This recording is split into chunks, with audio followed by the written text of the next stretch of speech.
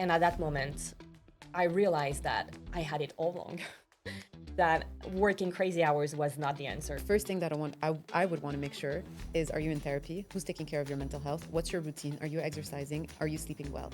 You are giving so much, but when you're pricing so low and you're giving so much, that the first thing that I thought was, this is, I'm sorry, no, like what she is offering, if she's pricing 39, it means that like it's probably. It's like those tiny experiences in your life that make you believe that you're not enough. Hi, I'm Cap. Hi, I'm Dr. Nicole. And welcome to Visionaries in Progress. Hi, I'm Dr. Nicole Nasr. I'm a counseling psychologist and the founder of Journey. Journey is a platform that takes care of the well-being and the development of therapists and coaches. Hi, I'm Capucine. I'm the founder of Holorise. Holorise is a coaching and therapy practice. We offer our clients holistic health, mental and physical health. What's the real mission behind what you do? And at what moment or experience made you say, I actually have to build this? I really believe that founders and professionals should be able to achieve their biggest dreams, their biggest achievements without burning out, without sacrificing their mental and physical health. And that's something that I went through on a personal level. And that's been really hard throughout my story on different jobs. And so now I decided that I'm going to help entrepreneurs and professionals really believe in themselves, but also create the small routines, the small habits in their life to feel so much better so they can actually achieve those dreams. I do like this because it does resonate a little bit as well with my own personal mission. I wanted to help more people. So as a therapist, you're capped, right? Maximum, you're going to see around 30, 35 clients a week. That's really if you're maximizing on your time. And I realized at some point that there's just not enough hours in a week for me to make a bigger impact. At the time, I was also teaching at university. And so, I was seeing students and that felt like a great impact, but it still felt a bit limited. So what I wanted to do at that point was, why not help the people that help other people? Okay? And also, why not encourage more people to train as therapists and coaches as well? So the idea of Journey really came to my mind when I felt like I wanted to create a platform that was solely dedicated for the well-being and the development of the practitioners. And one thing that I kept on noticing is that how many directories there are out there, how many platforms are very client-centric, which is also great, right? But not a lot of platforms were practitioner-centric and were really taking care of, like I said, the well-being and the personal and professional development of therapists. Because as we know, your personal is very much involved in your professional when you are a practitioner. So that felt very important for me to build. And I remember there was like a time around like 2 years ago where I couldn't imagine a life without me building this thing. And I remember my husband at some point just going, okay, let's imagine you don't build it. And then someone else, like in 5 years' time, builds exactly the vision that you had in mind. How would that feel? And I remember the moment he said that, I'm like, okay, no, I really have to do that. So yeah, that's basically how it I came to love life. it. That's how Yeah. you came to life. Oh, I absolutely love it. It's very interesting because similarly to me, how it came to life is having gone through all of that. And similar to you, you've gone through all of that. You've gone through the struggles. So that's why you created a product. For me, it was really being an entrepreneur in my own startup. I remember being very deep into the hustle culture. And you know that hustle culture where you go to networking events with entrepreneurs and they tell you, oh, yeah, it's going amazing. I work crazy, but it's great. And yesterday I did 90 hours of work. And I'm like, how is that a badge of honor? And to be honest, I was part of the problem. I was one of those entrepreneurs who was saying, yeah, I'm working like crazy, but it's going well. It wasn't going well at all. I really, really struggled on that moment. And I'm gonna go a bit more into this later maybe, but that's a moment in my startup before jumping into hypnotherapy, psychology, etc. I was a tech entrepreneur, nothing related to mental health. And as that tech entrepreneur, we deeply burned out, my co-founder and I, me very intensely. I also had a combination with depression, etc. The moment we closed the startup, and I actually went to recover to Bali, I decided to just like fly away. I just couldn't take it anymore. The questions on why did the startup fail? How are you feeling? And so I flew away. I jumped in a plane. I went to Bali, and there I met entrepreneurs who were doing it so differently than what I was doing. And at that moment, I realized that I had it all wrong. that working crazy hours was not the answer, and that's really when it came to me that there was a way to feel amazing while building a company. So when I came back to London and I worked on myself on so many levels, I realized that actually the biggest mistake entrepreneurs make is not investing in themselves. And I think it's a bit related to what you were saying. The biggest mistake therapists make is not investing in themselves. Absolutely. And we try to help, and now being on that aspect as well, we try to help so much others, we forget to help ourselves. So it's very important. And it's been so interesting to actually see the culture amongst practitioners, how they're very good, like you said, very good at supporting others, encouraging others for connection and growth and all of it. And it's the first thing that they start sacrificing on whenever it comes to them, you know. And I always say, like, it's one of the most rewarding jobs on earth, but it's also one of the loneliest jobs on earth. You know, we sit with clients all the time and there's a lot of connection. It's really deep and really beautiful, but we are very lonely people. Like, I'm in my home because I work from home. I work from home every day. I don't see any colleagues. Every time I have a conversation with someone, it's deep, it's serious, which is what I love, you know. And it's not my clients' jobs to check up on me and to have that two-way conversation. But every now and then I just crave these like super light moments that obviously I do have with my partner, what I have with my friends, but sometimes you generally just want to connect with people that do the exact same job as you do and have a bit of that bonding time. And that was something that I work very hard at creating with Journey, like these in-person events that we have. But I've noticed that the moment that a therapist is a bit busy or something, that's the first thing that they're very good at, like letting that go, whether it's this or the personal and professional development. And you realize that actually the only way that you can do your job properly is by investing on yourself in that kind of way. So I've been, I feel very proud that Journey has attracted the kind of practitioners that are aware of this and want to invest on themselves in that kind of way. And I always say Journey will not be for everybody and it won't be for every therapist or coach out there, but it will actually be for the ones that see the value in just investing on themselves, as you were saying. Absolutely. No, completely. And I think like all these therapists, at the end of the day, we're all entrepreneurs. We are. And We are. and it brings me to the question of entrepreneurship often looks very glamorous from the outside. Working from home, working for ourselves, looks amazing. What are the hidden mental health battles that founders face that no one warned you? I think the glamour of entrepreneurship, and I'll talk as a founder of a Yeah. startup, not as a therapist, because as a therapist, it was, I'm not gonna lie, for me, it was actually a very glamorous lifestyle. Like I was working 4 days a week. I was seeing my clients. The moment you finish your notes, like that's it. You're just done. You do your CPD very calmly. I was teaching. Like for me anyway, I felt like I had the perfect work-life balance. So my life pre-journey was very, very good. You know, I was cooking every night. I like, I would finish work at 6. Like that's it. There's nothing else for me to do. You read, you do your, like I said, your own inner work, which is very important for this. But that was it. It was a really nice lifestyle. Where it all went to, sorry for my language, but like where it all went to journeys started becoming, part of my life. And yeah, I mean, it is glamorous to, especially I think for a therapist who never had that. It felt very glamorous to meet investors, to go to, networking events, to do a pitch deck, to be part of a conversation, around AI and tech, and like that was really fun for me at the beginning. I was like, this is something that is really missing, and that feels very glamorous. But that is like 15% of the actual work. The sleepless nights are really not fun. I used to sleep like a baby before Journey. I don't. Like this is also why I have a headache today, because you lose a lot of sleep. You wake up in the middle of the night like in pure panic going like, what am I doing? I've spent, all this money, all this time, energy. I've a lot has gone into it.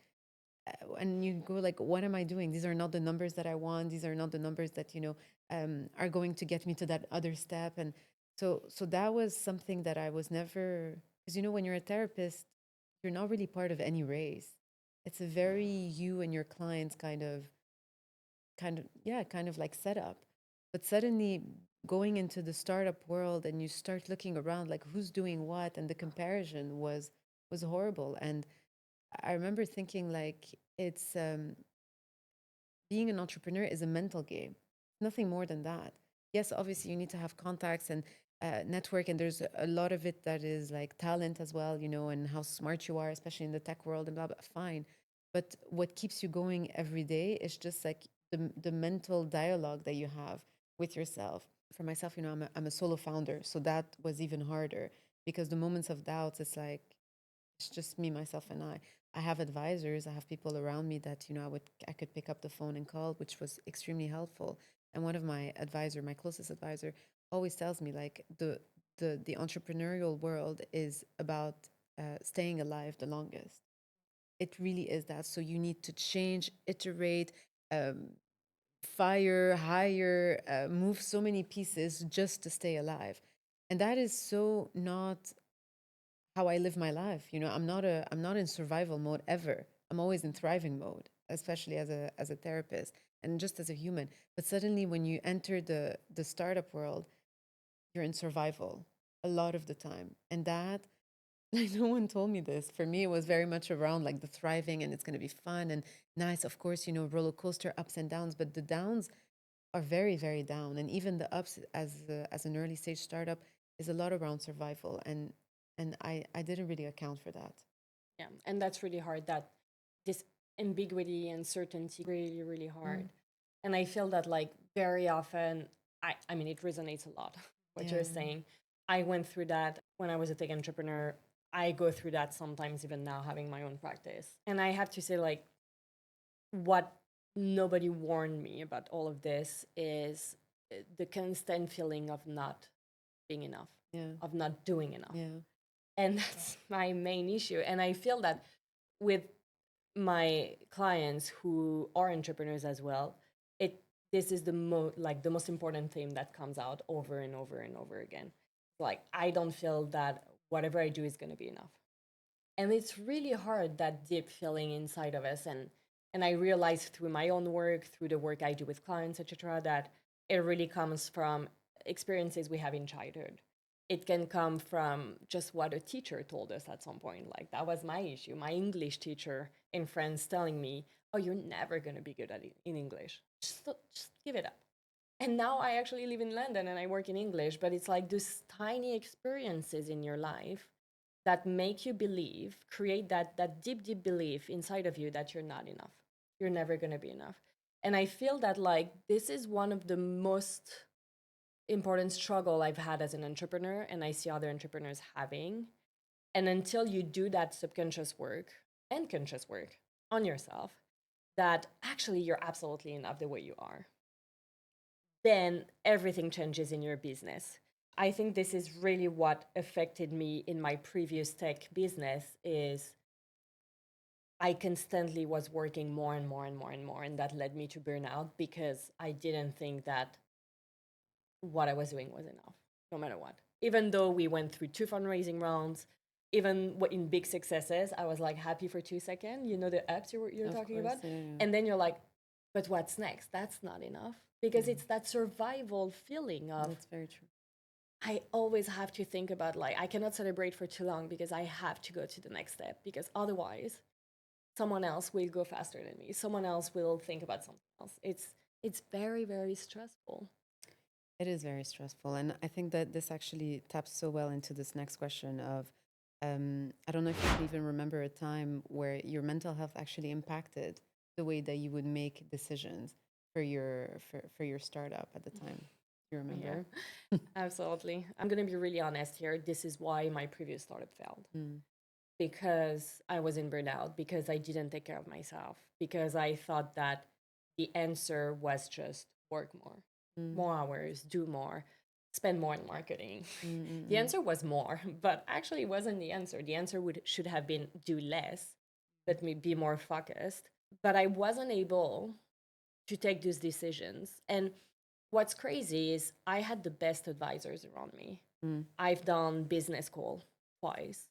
I graduated in finance, project management. I went to London Business School. It's like I've had the business background. I had the everything to succeed. I had the right connections, but what really pushed us down was burnout. was actually not taking care of my mental health, deprioritizing, coming back to what we said earlier. Is like this is the first thing as an entrepreneur you stop doing when things become a bit hard. You stop taking care of yourself. And this is really what led us to take the wrong decisions, the worst decision in our business. We were like at our second fundraising round and we hired our head of marketing. And we were in a business of delivery business, fast delivery business in London. So we had to like burn money basically to get customers, etc. That was the business model. The issue with that is we were so fatigued. We literally had what we call decision fatigue. So when our new head of marketing told us, guys, you're targeting too many clients here. Who is your audience, your target audience? We just couldn't make a decision. So it didn't feel safe. So the safest option was actually to go for 2, 3 different people. And of course it didn't work. Yeah, yeah. So we ended up like miserably failing and closing the startup, which is also what led me to an even deeper depression because I attached myself. Yeah, so much worse. Exactly. I attached myself to like my company. And so if the company failed, I failed. Yeah, yeah, I was a complete failure. And that was a big mistake. yeah. So if my takeout through all of this is if you start making the wrong decisions in your business, if you start having decision fatigue and all of this, you need to take a step back and take care of your mental health and physical health. And then everything will fall in order, actually. And I find it so fascinating that you're saying this because every time I'm like, I don't know how entrepreneurs do it when they don't have the psychological knowledge that I have, that they don't have all the self care stuff that I had put in place. Like, I know exactly, especially pre journey, I knew exactly what I needed every week to do in order to be able to deliver the best. I knew that. I know that I need to do my meditation on a daily basis. I know that I need to listen to a specific podcast episode at least once a day. I know exactly that I need to get a massage once a week. I need to eat certain way. I need to party at least, once every 2, 3 weeks. Like I knew exactly what was my like potion, my secret potion in order to give the best. Now, obviously, when Journey came in, it started removing a lot of these things. I am very good at like taking a step back, being like, this is no, I'm on the verge of burning out. Like I understand what is happening now. We retract. I take care of myself. Like so, I have that kind of I'm good at that because it's my job. I've been doing this for like the last 10 years. But I'm always like, how do entrepreneurs who have zero knowledge, who probably have never also been in therapy, don't even understand that, do it? And then I also realized that men entrepreneurs is very different from being a woman entrepreneur because men entrepreneur as well, and a lot of them, are in their mid 30s, will usually be in a relationship with a partner that will take care of them, that will actually support them very well. But I come from a couple where my husband is also working a very, very intensive job. We're both doing like around 14 hours a day of work. No one has time to take care of the other. I used to, like I said, I would finish work at 6, as simple as just like having a really nice meal after, a long day of work. I used to do that, and I love cooking, so that was like a big pleasure for me, right? Or hosting or doing stuff like that. All of that had to go away. So suddenly we found ourselves, arriving at home. He would arrive at home at like 8. We're delivering, not that great food. You're just like, and you just see like your life, you're hustling, like you were saying. And there was a point where I was like, why am I doing this? Like I am actually doing this so that I can get to a place one day where I can work less, cook more, enjoy my life a bit more. And I'm like, but my life is already there for me to enjoy it. So why am I not? Why am I running, running, running in order to get something that I can already have right now? So a lot of these things had to like, I have to revisit a lot of these things. That's for sure. I love that, like, it's such a blessing that you have that background, that psychology It really background is. to help you because you were able to identify this Yeah, and yeah. actually take actions for yourself a lot quicker than most entrepreneurs would. And that's why so many entrepreneurs burn out because they don't have that knowledge. That's why they need to actually go see a psychologist or a coach, and often both, Yeah, yeah. um, Yeah, yeah. because they need that knowledge to take care of themselves. And a chance you had it. But and having said that, I am also in therapy. So Yeah. I am a Oh, yeah. therapist Me in too. therapy, right? Oh, yeah. And a lot of my therapy was around that as well, Mm-hmm. and learning how to like slow it down. And um, again, also my husband is such a good reminder. He's very good at reminding me, like this is not sustainable.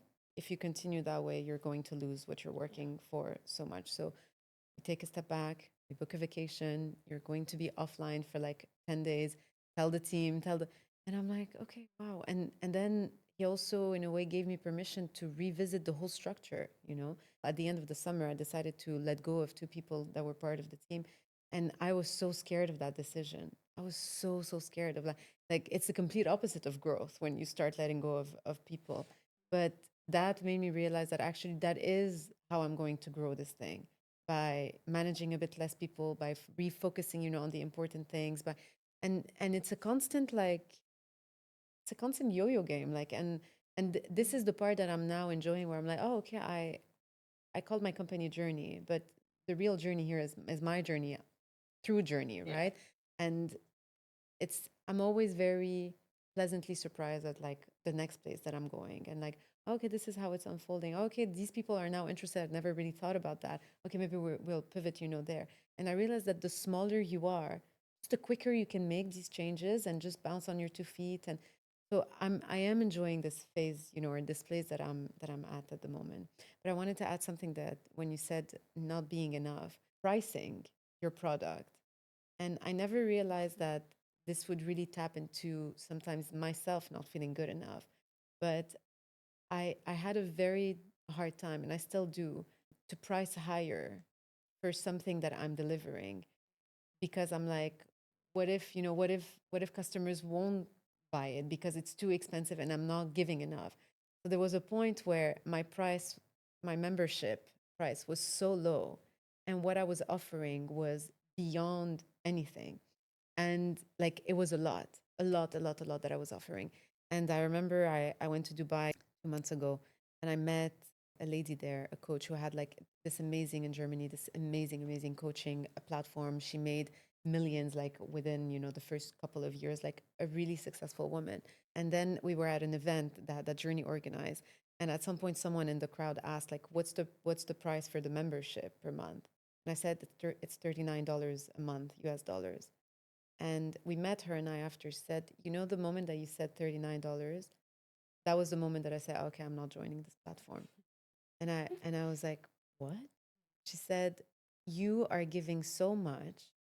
And she said, now that I've met you and we sat together and I see the quality of what you're delivering, I now understand that you are delivering high quality services. But when you're pricing so low and you're giving so much, that the first thing that I thought was, I'm sorry, no, like what she is offering, if she's pricing 39, it means that like it's probably like it's not at that standard. She said, what you are pricing, like what you are delivering, you could easily be pricing 150 per month for all the workshops that you're doing for this is. And I was like, whoa. And she said that. I was like, no, no, no, no, I can't do that. First of all, I wanted to be affordable. But then I started working on a structure, which will probably bring in Q1, which is you keep the price, but you deliver less, and you have to be okay with that. And I remember like, and this is something that I have to work on, of like, this is what I'm offering. And if you like it, great. If you don't, it's okay. It's actually okay, because this is where I see the worth of my time, my hour, the hours that I'm putting in. This is the value of it. And if you want more services, which we can offer, then that's going to be add-ons. And that felt like a very big step for me to take, of like, no, this is where I draw my own limit of, I know that what I'm offering is really good. And if some people can't see that, then that's okay. I don't change for that. I will let them change. And that I wouldn't have said that, after, 6 months of doing this, but it's been 2 years. I do have a very solid MVP. I believe in my product, and this is what I'm offering. And that for me was very much related to my own mental health, of being scared. And feeling good enough, and like, I think you probably did a lot of work on yourself to get So there. much. And it's like, and this is very interesting because this is the work that I actually do with my clients on being good enough. We do a lot of hypnotherapy on this. And and a lot that comes out at the end of the sessions, my clients tell me, well, 2 weeks later, they tell me, okay, Cap, I'm changing my entire pricing. It's Yeah. so interesting you told me about Yeah. pricing, because this is one of the big elements that's being impacted in your business if you don't feel good enough. I fully It's very, very interesting. So whoever is listening and actually like is working on their pricing, look at your mental health and agree. the Yeah. feeling of being good enough. It's It's very insane. important. There's one of our members, Amanda Cole. She's also a hypnotherapist, and she did a wonderful course around how our subconscious is sabotaging our sales. And there was such a big theme around this, how we're scared of actually asking for what we truly believe we deserve or we're worth, not as people, as a product, let's say.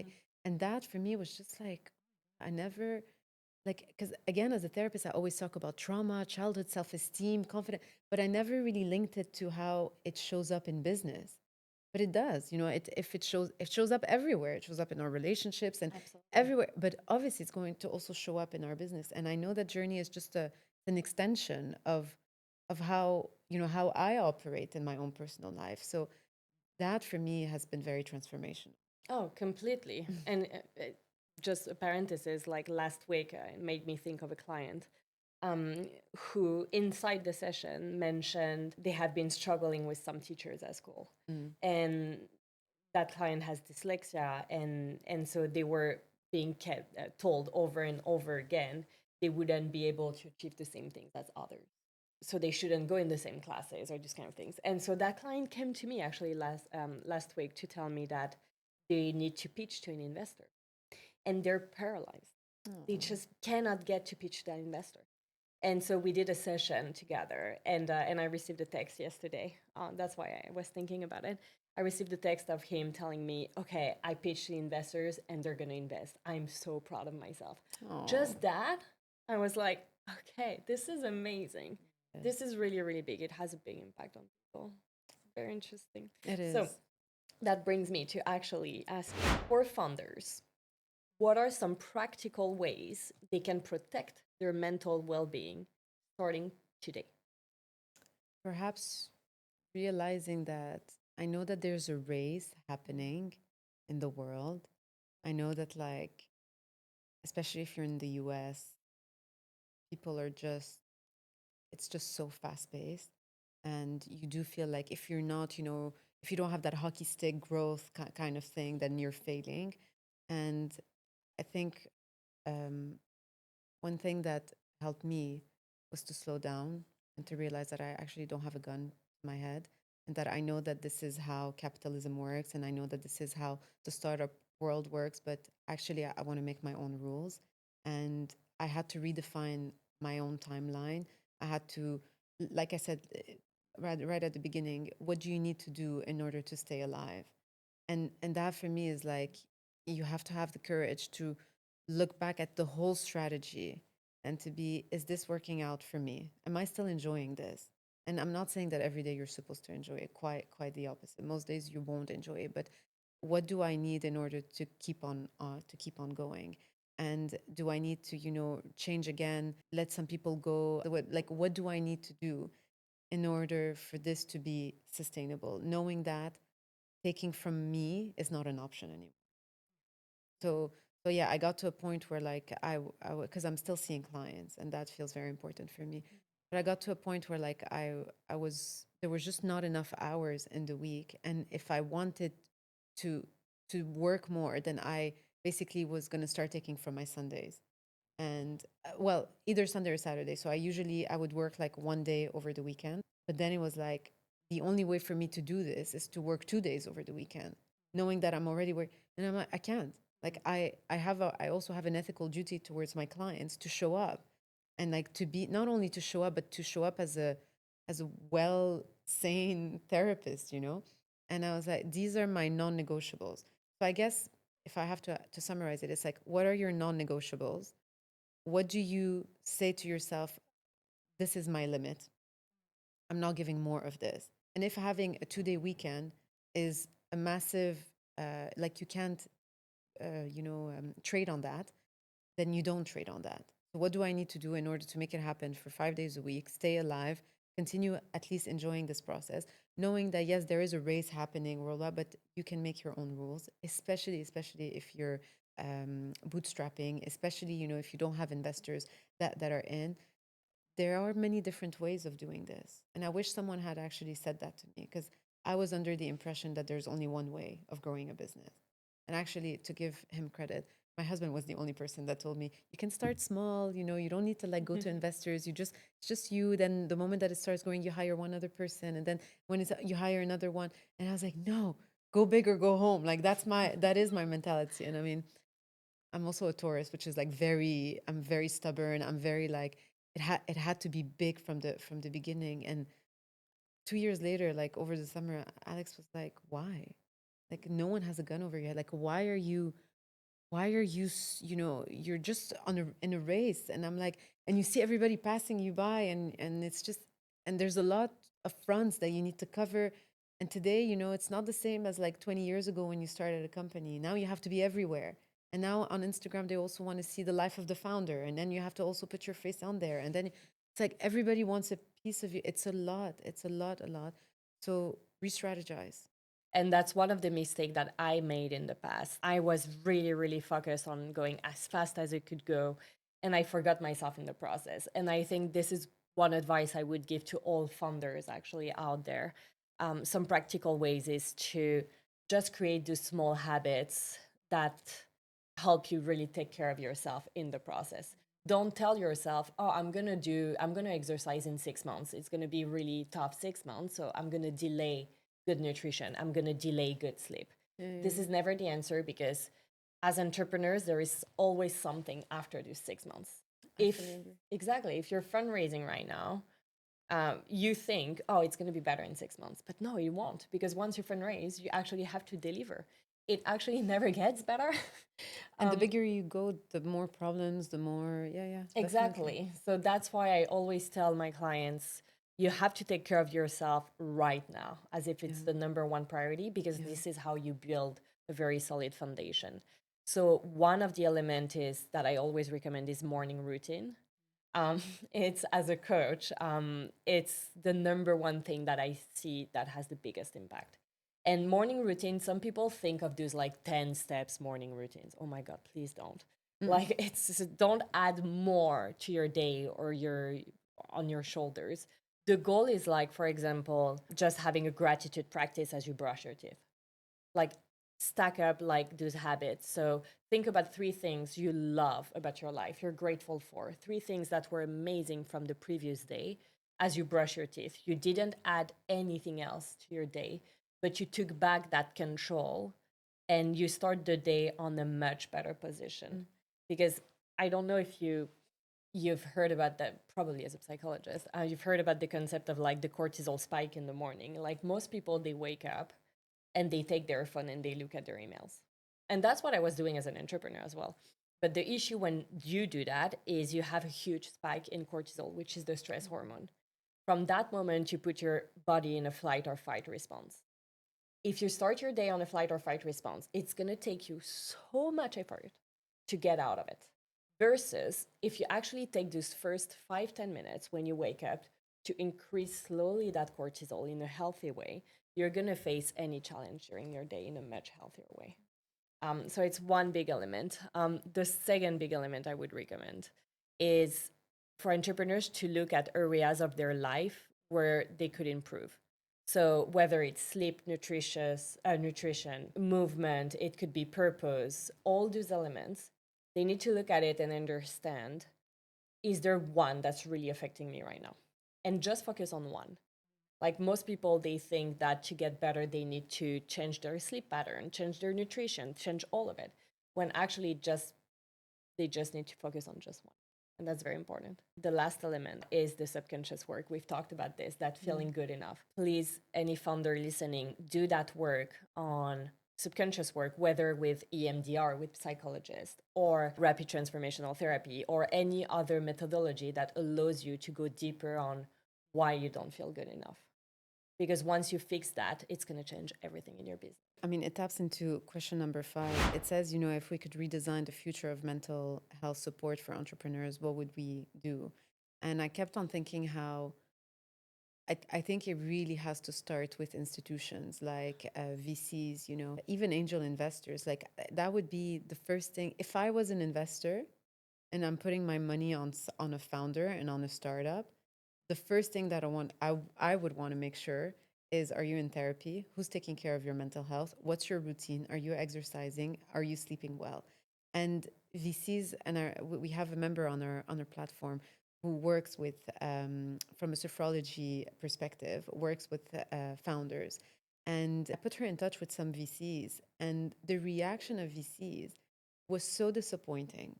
It was so disappointing for them, for us to see how quickly they were to not reject the idea, but postpone the idea.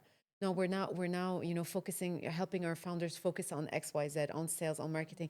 It's not really like a priority at the moment. And you don't realize that if you don't have a solid founder that is motivated, happy, well rested, you know, energetic, your money's worth is just going to go down the drain. And as you were saying earlier, like, so many bad decisions come from being burnt out. Decision fatigue is a real thing. People not sleeping well, like so many bad things happen for a company due to the founder's well-being. So invest in the founder's well-being. That for me it should be a no-brainer. And like I said, I am able to do that because I know the importance of this. You're now able to do this because you've experienced it firsthand. But you have a lot of founders, especially the younger ones, that just they don't know. But someone has to hold them accountable for this. And for me, it generally starts with the institutions, with the investors. Yeah, I completely agree with you. It's every single time people ask me, what are your hope? What is your biggest hope for in 5 years? How entrepreneurship is going to be? My first answer is always, please, investors, invest in the mental health of your portfolio companies. This Yeah. is the number one thing. Yeah. That's why we're actually in talk with some VCs. So there is some movement in Dubai, actually. Good. Dubai is a bit ahead. There is some movement in the US, but VCs need to get out there. There are some really I good agree. VCs that are already providing in-house psychologists and Good. coaches, which is Good. awesome. But honestly, I've researched it, very few, very few. And this is really the future. And so how I would redesign the future of mental health personally is making sure that every single entrepreneur from the very first month they start their entrepreneurship journey, they have a psychologist, they Yeah. have a Yeah. therapist, a coach, someone that can actually support them throughout the different phases of entrepreneurship, I even the agree. exciting ones, Yeah. even the Yeah. ups. Yeah. Because if you don't prepare yourself for what's coming, the downs will feel really, really bad. So entrepreneurs need to invest in themselves, whether self-funded, unfortunately for a lot of them. But what I've realized, and this is a discussion I've had with my co-founder, if we had invested a bit less in marketing, taken a bit of budget and put that into a coach, burnout coach, into a therapist, I Would have think been different. our business wouldn't have failed, Mm. which is very interesting. Yeah. We could have spent just taken a tiny portion of the marketing budget and Yeah. put it into that. And I think our business would still be alive. Would I be in it? Probably not, because that wasn't my purpose, but the business would be Yeah. alive. So Thank you. thank you so much.